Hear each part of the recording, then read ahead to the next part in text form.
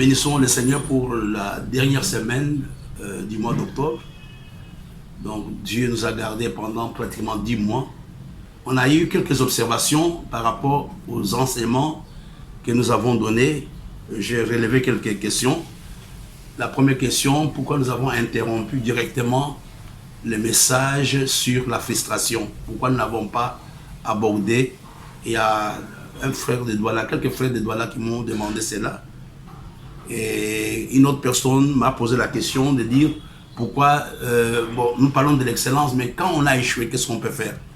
Je voudrais d'abord répondre que par rapport à l'enseignement sur la frustration, durant cette semaine, nous allons y revenir pour donner de plus amples informations. Et comment réussir là où on a échoué? Je vais commencer par là avant de revenir sur le message 10 jours. Je ne sais pas ce que vous me conseillez, que je commence par la question ou que je commence par l'enseignement. Tout dépend. Bien. Je voudrais d'abord, la question qui m'a été posée était de savoir, peut-être ça sera le thème qu'on va prendre, comment réussir là où on a échoué. Parce que nous avons vu que l'excellence met l'accent sur les succès, la réussite, etc. Mais que faire quand on a échoué? Ici, j'ai écrit quelques points. Il y a un texte sur lequel nous nous sommes appuyés, le texte de Josué. N'oublions pas, Josué, ils avaient fait un exploit terrible à Jéricho. Mais d'un coup, devant une petite ville d'Aï, nous voyons Israël qui va échouer. Donc, si vous êtes en train de suivre cet enseignement, je vous demande de lire le texte, il peut vous aider. J'aimerais d'abord reprendre des petits points. Je reviendrai à la suite. La première chose, il est important de comprendre que l'échec peut avoir des effets négatifs dans la vie d'une personne. Quand on ne gère pas bien l'échec peut amener à une autodestruction. J'ai relevé 4 points. La première chose, l'échec paralyse. Donc quand vous ne sortez pas de l'échec, quand vous ne savez pas bien le gérer, vous risquez de ne rien faire. L'échec paralyse, l'échec emprisonne au niveau de vos pensées, l'échec décourage et l'échec ôte le désir d'entreprendre de nouvelles choses. Il y a des filles qui ont échoué parce que, vous savez, l'échec est différent du péché. L'échec, c'est ne pas atteindre le résultat qu'on s'est assigné. Et on peut avoir plusieurs échecs. On peut avoir un échec au niveau sentimental, on peut avoir un échec au niveau familial, on peut avoir un échec au niveau marital, on peut avoir un échec au niveau académique, on peut avoir un échec au niveau ministériel. Mais ce qui est vrai, que tous ces échecs ont quelque chose en commun. Un échec qui n'est pas bien géré peut amener aux catastrophes. Mais il y a quand même des points positifs que je voudrais vous donner. Dans l'échec, il y a des avantages. Quand vous comprenez ces avantages, vous saurez comment sortir de l'échec. La première chose, il est important de comprendre que l'échec est un éducateur. L'échec nous enseigne. Chaque échec, si tu es un homme intelligent, tu dois t'arrêter, tu dois apprendre quelque chose au travers de ton échec. Ça, c'est très important. Et nous voyons le cas de Josué qui va pleurer toute la journée. Dieu lui dit, mais ne pleure pas. Et Dieu va prendre le temps d'expliquer à Josué ce qui s'était passé. Il a dit, mais parmi vous, il y a quelqu'un qui a un interdit. L'échec est un éducateur. L'échec nous enseigne. Donc, chaque fois que tu passes, chaque fois que tu es devant un échec, il faut t'arrêter, prendre un cahier, prendre un stylo, relever pourquoi je suis arrivé. Même dans les mariages, il faut à un moment vous arrêter de dire, mais pourquoi nous sommes arrivés à cette situation? À quel niveau nous nous sommes trompés? La deuxième chose, l'échec nous amène à être plus créatifs. Il y a des gens qui sont devenus des savants, il y a des gens qui sont devenus intelligents, il y a des gens qui ont fait de grandes réalisations. Pourquoi? À cause de l'échec. L'échec m'amène à me réinventer. L'échec m'amène à chercher des voies et moyens de sortir de la situation dans laquelle je me trouve. Donc je disais que l'échec m'amène à être plus créatif. La troisième chose, l'échec nous amène à chercher de nouvelles options. Quand les choses ne marchent pas, je commence à envisager, je dis, mais qu'est-ce que maintenant je dois entreprendre? Et là, c'est important. Il ne faut pas être... Vous savez, le véritable problème, quand l'échec arrive, la plupart d'entre nous, nous cherchons un bouc émissaire. La plupart d'entre nous, nous n'arrivons pas à assumer notre échec. Nous voulons à tout prix prendre l'échec et l'imputer sur une autre personne. Et quand tu as une telle attitude, tu ne réussiras pas. Non, je ne réussis pas à cause de mes parents. Mais tes parents sont morts depuis des années.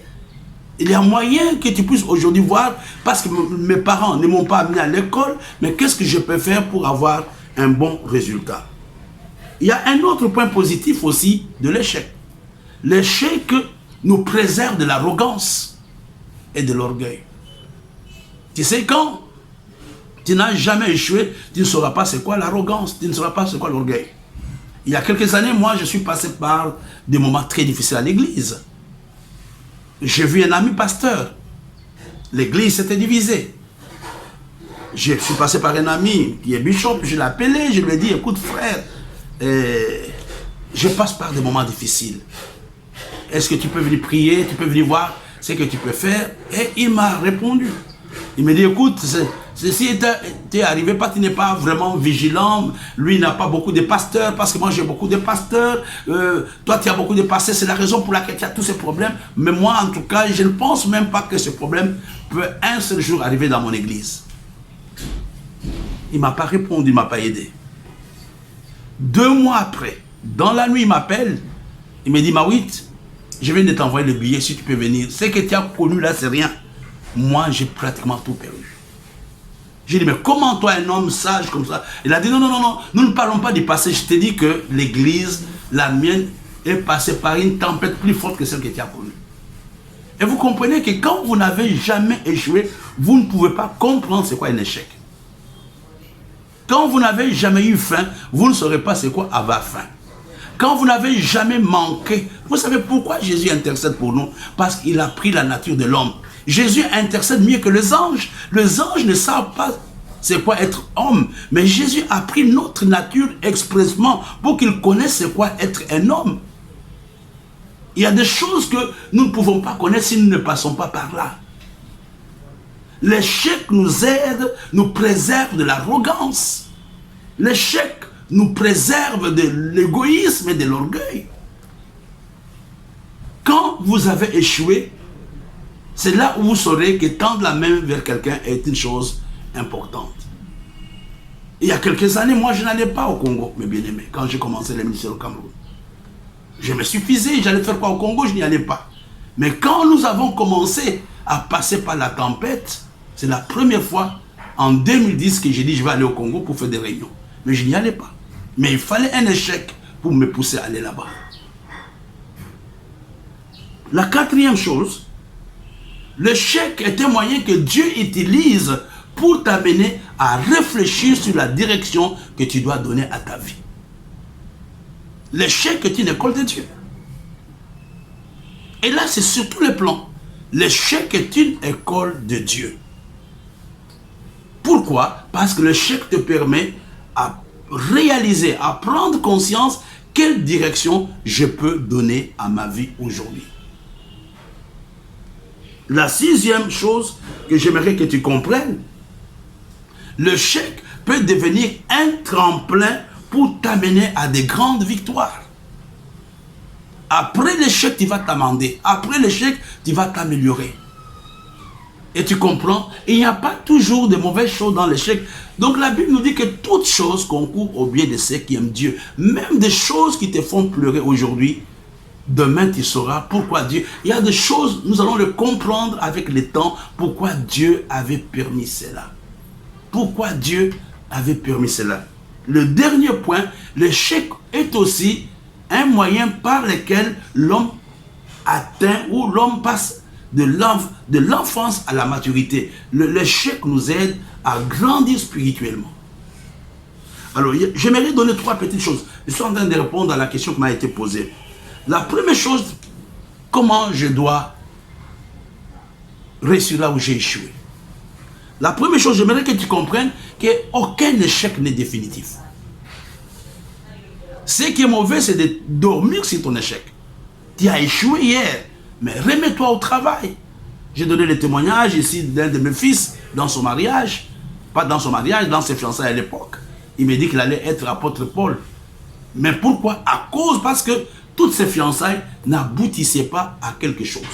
Je voudrais parler à quelqu'un qui a échoué sur le plan sentimental. Je voudrais parler à une sœur qui a été trompée. Il y a quelqu'un qui t'a fait des promesses, les choses n'ont pas abouti. Tous les hommes ne sont pas pareils. Toutes les femmes ne sont pas pareilles. Il faut te remettre encore au travail. La deuxième chose, j'aimerais que tu comprennes que l'échec, ce n'est pas ton identité. Tu ne t'appelles pas échec. L'échec est un résultat. Il faut te dissocier ta personnalité de ton échec. Je n'ai pas bien travaillé, je ne m'appelle pas échec. L'échec, c'est quelque chose que j'ai fait. Mais toi, tu es cette personne que tu es. L'échec n'est pas une identité, l'échec est un résultat. Après, nous voyons que quand Josué va chercher la pensée de Dieu, Dieu va donner les stratégies à Josué et nous voyons que Josué a pu avoir la victoire. Et la troisième chose, l'échec n'est pas une fatalité, mon frère. Tu peux recommencer. Comme je disais, la chose la plus importante, c'est simplement de prendre courage, de me relever. Regardez, avec le cas de l'apôtre Pierre, toute la nuit, il n'a pas eu de poisson. Toute la nuit, il a pêché, il n'avait pas eu de poisson. C'était un échec. Mais le matin, quand Jésus arrive, Jésus lui demande de lui donner la barque. Pierre était en train de ranger le filet. Je parle à quelqu'un de ne pas ranger le filet, la pêche continue. Mais Pierre lui dit, sur ta parole, je jetterai le filet. Comme j'ai toujours dit, le lac n'avait pas changé. Mais qu'est-ce qui avait changé? C'était la pensée, c'était la révélation. Tu as échoué hier. Ce qui est important pour toi aujourd'hui, c'est d'écouter Dieu. Il faut maintenant écouter Dieu, avoir la stratégie divine. C'est Dieu qui te dira ce qu'il y a lieu de faire. Tu as échoué peut-être, tu t'es beaucoup appuyé sur ton intelligence, sur ta sagesse, mais aujourd'hui, regardez, Pierre était un pêcheur professionnel. Mais quand Jésus arrive, lui dit, écoute, sur ta parole, je jetterai le filet. Peut-être l'église ne va pas changer. Ta maison ne va pas changer, mais tu auras un plus, c'est quoi? La sagesse divine, la révélation divine, la méthode divine t'aidera à vaincre ton échec. J'espère que j'ai répondu à la question de ces frères. Comment réussir là? On a échoué. Mais je vais terminer cette matinée avec quelque chose pour compléter ce que nous avons vu depuis le samedi sur l'excellence. Je répondrai à la question, j'espère. Si vous n'êtes pas satisfait, il n'y a pas de problème, vous pouvez m'appeler, je peux répondre.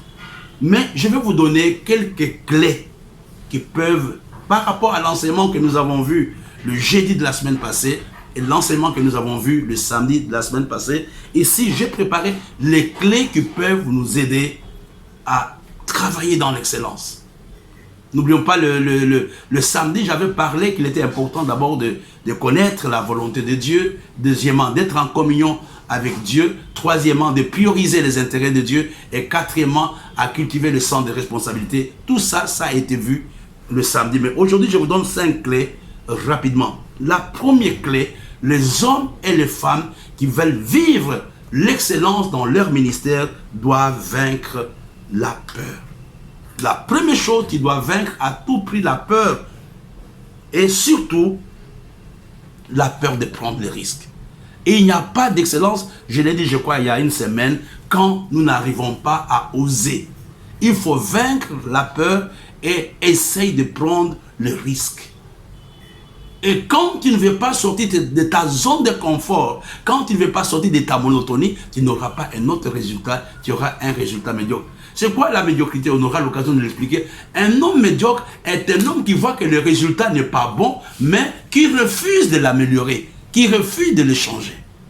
La deuxième chose, la clé qui peut t'amener à être dans l'excellence, c'est avoir une profonde envie de réussir. Ça cultive en toi que je dois réussir dans mon domaine. Je dois être imbattable dans mon domaine. Cela exige 3 petits points. Premier point, il faut surmonter les obstacles. Il ne faut pas que tu abdiques à cause des obstacles. Il faut surmonter les obstacles. Deuxièmement, il n'y a pas d'excellence quand tu n'es pas prêt à consentir les sacrifices.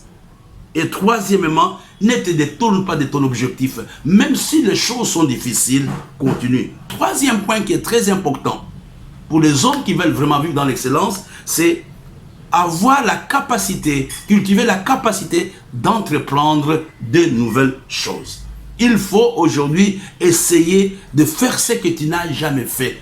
Quand tu continues à faire la même façon de filmer, la même façon de prier, la même façon d'enseigner, il n'y aura pas d'excellence. Commence à entreprendre de nouvelles choses, fais ce que tu n'as jamais fait.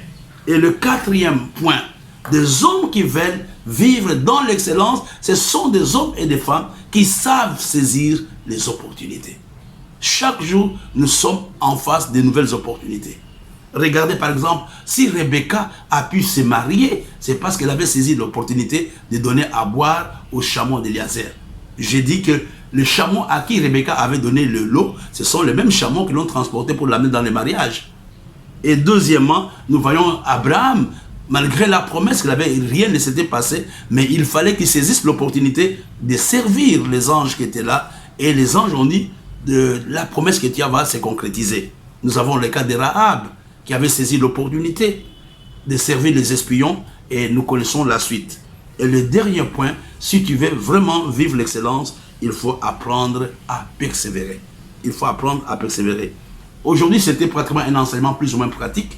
Nous avons parlé de l'échec et nous avons montré quelques clés qui peuvent nous aider à vivre dans l'excellence. Premièrement, vaincre la peur de prendre le risque. Deuxièmement, avoir une profonde envie de réussir. Troisièmement, entreprendre de nouvelles choses. Quatrièmement, savoir saisir les opportunités. Et le dernier point, être capable de persévérer. L'excellence est aussi la conséquence de la persévérance. Il y a des choses que tu ne vas pas bien faire aujourd'hui, mais à force de persévérer, tu peux atteindre l'excellence. Hier, ça n'a pas marché, change la méthode, tu peux avoir l'excellence. Rendez-vous jeudi, n'oublions pas, comme nous l'avons indiqué il y a quelques temps, à partir, je pense, du mardi 2 ou 3 novembre, nous allons changer le programme. Donc, nous allons avoir, à partir du mois de novembre, je crois que dimanche c'est le 1er, lundi c'est le 2, c'est le mercredi 3 novembre, nous allons commencer le nouveau programme de 30 minutes. Donc, on va avoir les émissions de 30 minutes tout le mardi et tout le vendredi de 8h à 8h30. Comme je le disais, si on fait la somme, ça sera pratiquement le même temps. Actuellement, nous donnons des enseignements de 20 minutes, 20 à 22 minutes, mais à partir du mois de novembre, le 3 novembre, nous allons avoir des enseignements de 30 minutes, 2 fois par semaine, et ceci en tenant compte de toutes les observations que vous nous faites. Ça sera le mardi, non plutôt le mardi de 8h à 8h30 et le vendredi de 8h à 8h30. Que Dieu nous bénisse. Rendez-vous jeudi. Et n'oublions pas, le livre n'est pas encore imprimé. Peut-être qu'il y a le dernier qui va déclencher le miracle. C'est une nouvelle opportunité que Dieu te donne pour que tu puisses avoir l'excellence dans ta vie. Et les cours reprennent dans la deuxième moitié de novembre. Que Dieu vous bénisse.